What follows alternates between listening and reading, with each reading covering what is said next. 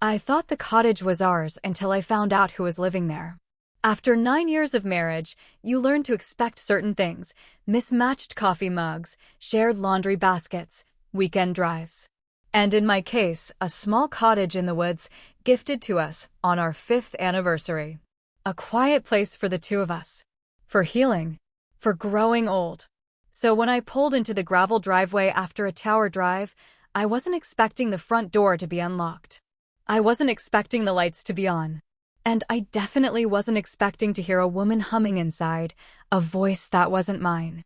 I stood frozen at the doorway. The wind rustled through the pine trees.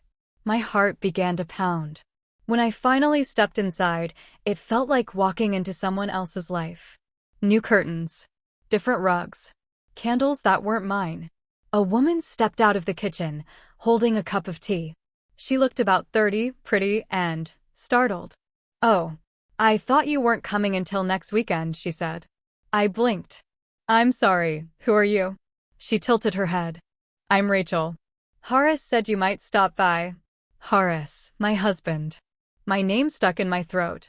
Rachel stood there, waiting for me to say something, but my mind had gone blank. She wasn't just visiting. That much was clear.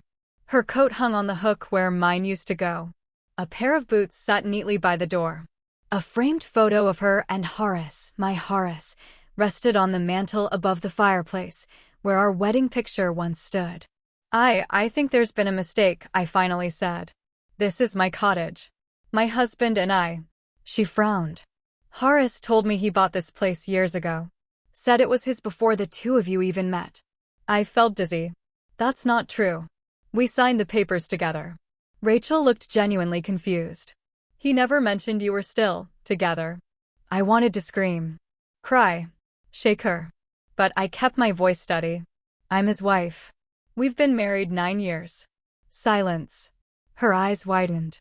She stepped back slowly. "He told me he was divorced." I walked past her and opened the bedroom door. Everything was different: new sheets, new scent, her scent. And on the nightstand, his watch. The one I gave him on our 7th anniversary. He left it here like a man at home. And in that moment, I understood something far worse than betrayal. This wasn't an affair. This was another life. Rachel had left in a hurry after I said I needed time alone. She'd packed a small bag, murmuring, "I had no idea," over and over, eyes rimmed with confusion, guilt, and disbelief. I didn't blame her. Not yet. When the door clicked shut behind her, the silence felt thick. Every creak in the floorboard echoed like betrayal. I moved through the house like a stranger in a dream. The walls still bore the faint scent of cedar and cinnamon, but none of it felt like mine anymore. Until I opened the drawer in the hallway desk. That's where I found them. A folder, thick with paperwork, labeled Cottage Refinance, Horace Khan. Dated 7 months ago. I flipped through page after page of signatures, all his. No mention of me. He had legally refinanced our property under his name alone. I wasn't just erased. I was never even there. Then, tucked inside a folded envelope, something worse. A property transfer deed. Signed. Notarized. Transferring full ownership to Rachel Shaheen. The blood in my veins turned cold. This wasn't an accident. It wasn't a fling. This was premeditated. He had stripped me of everything: the cottage, the memories, even the paper trail. That's when I saw the key, a USB drive taped beneath the drawer. With trembling fingers, I pulled it off and plugged it into my laptop. Inside were voice recordings. I clicked on one. "Hey babe," Horace's voice said smoothly. "She's never here anymore. I'll handle the papers this week. She won't even notice. By the time she finds out, it'll be too late." My breath caught. I stared at the wall, at the life I thought was mine. It wasn't. But now I had proof, and Horace had no idea I was coming back. I didn't sleep that night. I sat in the dark with only the screen glowing in front of me, listening to Horace's voice over and over again. "She's emotionally checked out anyway. Rachel deserves this place more than she ever did. The cottage feels more like home now without her nagging around." Each line cut deeper than the last. I stared at the screen, hollow, numb, unable to process how casual his betrayal sounded. How easy it was for him to erase me, not with rage, not with cruelty, but with indifference. There were 14 recordings in total. Conversations between him and Rachel. Between him and a lawyer. Between him and, I nearly dropped the laptop, his mother. You always said she wasn't right for me. This was bound to happen, Mom. Rachel's younger, more vibrant. Don't worry, I'll handle the divorce after the transfer is official. He had planned my exit like a business deal. Neatly. Strategically. Cold. By dawn, something inside me had shifted. I wasn't the broken wife anymore, begging for answers or mourning a life lost. I was a woman who had been lied to, stolen from, and underestimated.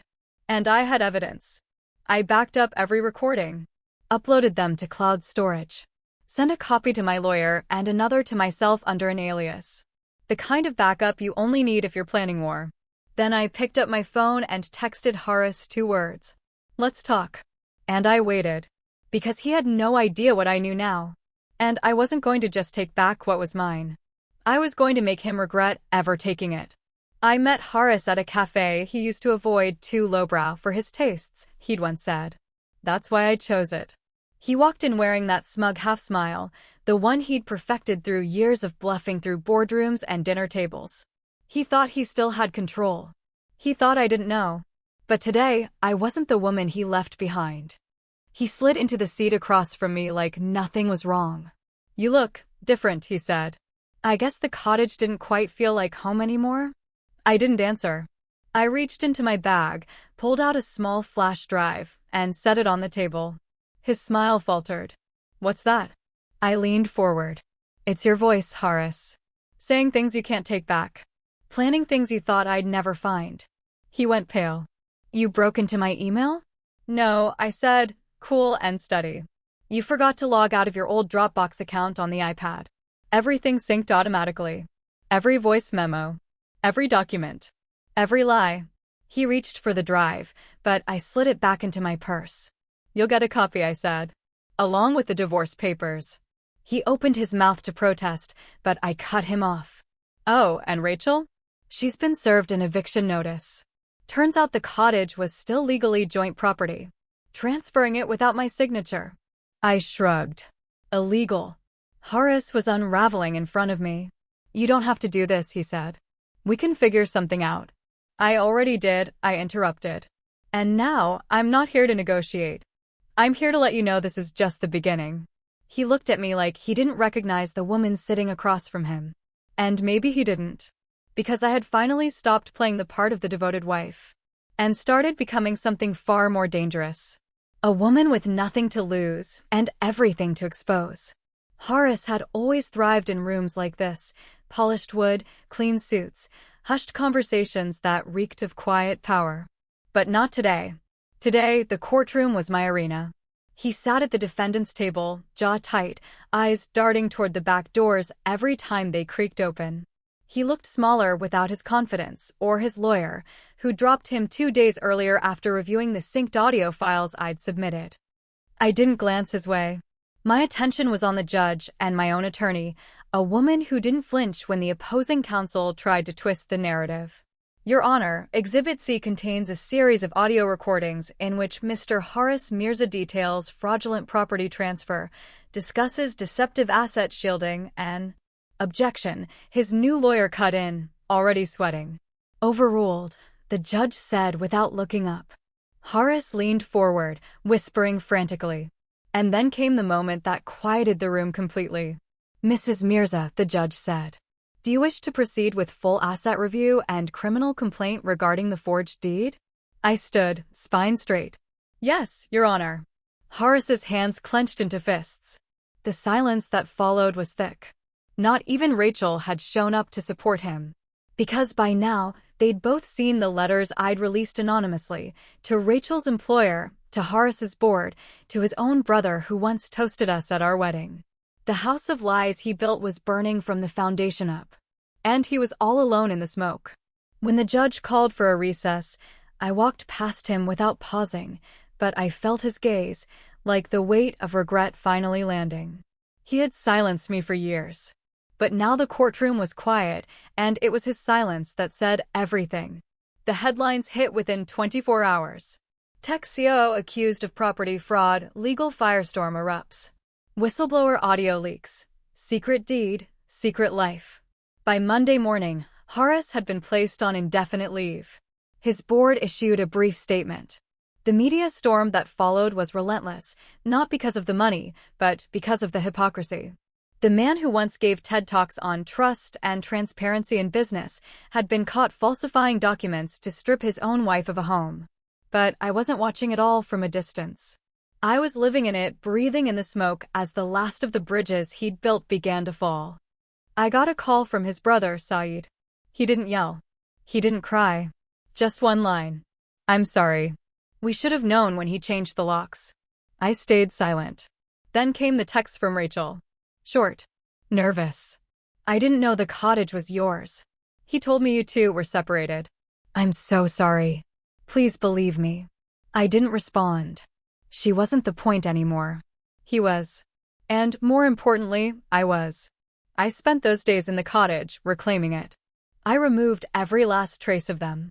Every scented candle, every mug that wasn't mine, every smug lie embedded in the rugs or the photos they'd taken on my walls. I tore it all out. I slept that night on a mattress on the floor, rain tapping against the windows, wrapped in nothing but the warmth of my own freedom. Horace, meanwhile, was unraveling in real time. Rachel left him, that much I heard through the grapevine. She moved back with her sister. His accounts were under review. The forged deed had triggered a deeper audit, and a long chain of unethical decisions started tumbling out. The man who thought he could rewrite history was finally being forced to read it. And me? I was rewriting my future. I lit a fire in the hearth. Real wood. Real warmth. No illusions. For the first time in years, the silence in the cottage felt like peace, not punishment. I found the letter wedged between the floorboards beneath the study desk. It was brittle with age, folded so many times the paper had softened at the creases. The envelope wasn't addressed to anyone, just marked with one word in his handwriting. If. I stared at it for a long time before opening it. My hands were steady. My heart wasn't. If you're reading this, it means everything's come apart. I never meant to hurt you. Not like this. But I did. And I know I don't deserve forgiveness. The cottage wasn't supposed to be part of it. Not originally. It was a gift from your father. I knew that. I swear I did. But when? The business tanked in 21 and the investors started pulling out, I panicked. You always loved the place. That made it valuable to me, not for the memories, but for the leverage. I forged the deed because it was the only asset left in our name. I told myself I'd make it right. I never did. Then Rachel came along. And I convinced myself I was starting over, not escaping. But you were always the one who made the house a home. She never stayed long. The pages blurred as my eyes filled with tears I didn't want to let fall. This wasn't about her. It was about the version of myself I couldn't face anymore. If you hate me, you should. But if this letter does anything, let it be this. Let it remind you that none of this was your fault. You were always better than I deserved. There was no signature. No date. Just the weight of a truth he'd tried to bury, like so many other things in this house. I burned the letter in the fireplace that night. Not out of anger. Out of closure. Out of a desire to never let his cowardice take root here again. The flames curled around the paper, turning lies into ash. Then I opened every window and let the wind carry them out. This place was mine again. And so was my future. The silence in the cottage was no longer heavy. No longer haunted. It was peaceful. For the first time in years, I opened the windows without expecting ghosts to drift in. I left the bedroom door ajar without dread. I stood barefoot in the garden and let the sun warm parts of me I thought had long gone cold. I repainted the kitchen, not to erase memories, but to make room for new ones. Pale blue, like the sky Horace used to promise we'd chase together. I smiled at the irony as the paint dried, layer by layer, hiding years of lies beneath something honest. Rachel never came back. But the necklace stayed on my nightstand not as a token of pain, but as proof. I had been loved once, however briefly. I had. also been deceived. And yet, I had survived both. One evening, I sat by the lake with a cup of tea and the deed papers in my lap. It was mine again. Not because of Horace. Not because of Rachel. But because I had endured. Eli, my old neighbor's teenage son, came by sometimes to help with the garden. He brought laughter. Jokes. A stray puppy once, who now slept at my feet. Looks like life's returning, Mrs. Akhtar said one morning, peeking over the fence. Yes, I whispered. And this time, it's staying. By fall, the trees turned gold again, and the chill in the air didn't feel like sorrow anymore. It felt like change. I hosted a small dinner. Nothing grand, just a few neighbors, some candles, music on low. No mention of Horace. No echoes of the woman I used to be. As I cleared the plates that night, I paused at the doorway.